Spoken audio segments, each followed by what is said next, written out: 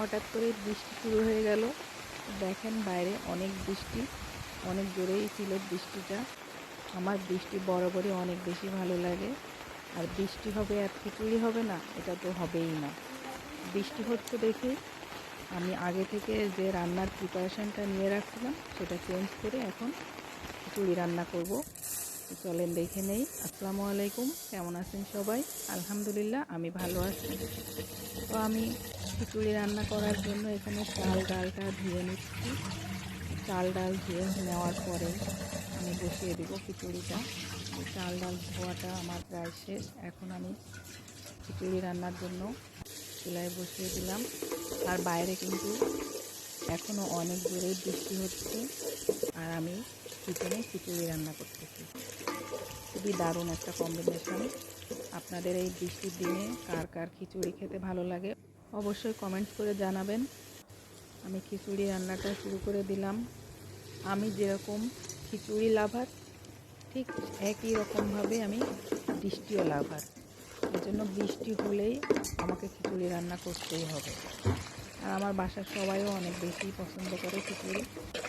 এই যে আমি খিচুড়ি রান্নাটা শুরু করে দিয়েছি। এর মধ্যে দেখেন এক পলক আমার কিচেনের জানালা দিয়ে বাইরে কিন্তু এখনও বৃষ্টি হচ্ছে। দেখেন, দেখতে পাচ্ছেন কি না? তো এই সময় বৃষ্টিটা একটু কম, তারপরেও কিন্তু আমি খিচুড়িটা রান্না করতেছি।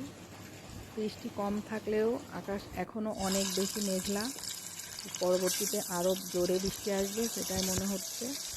খিচুড়ির সাথে আমি আজকে ইলিশ মাছ ভাজি করে নিব। এই জন্য মাছগুলোকে আমি ভাজতে শুরু করে দিলাম।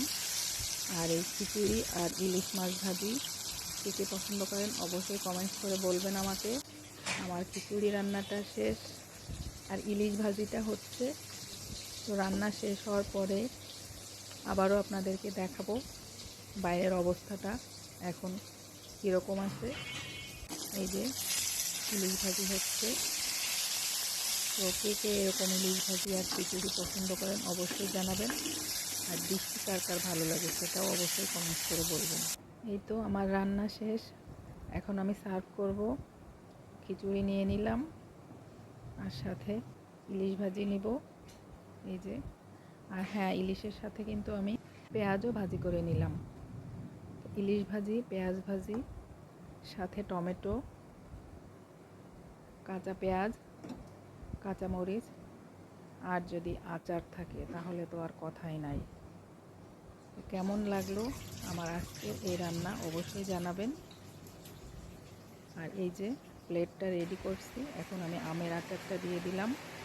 এটা এইরকম কম্বিনেশন আর বাইরের বৃষ্টি কে কে পছন্দ করেন অবশ্যই জানাবেন। এখন আমি আপনাদেরকে বাইরে নিয়ে যাব।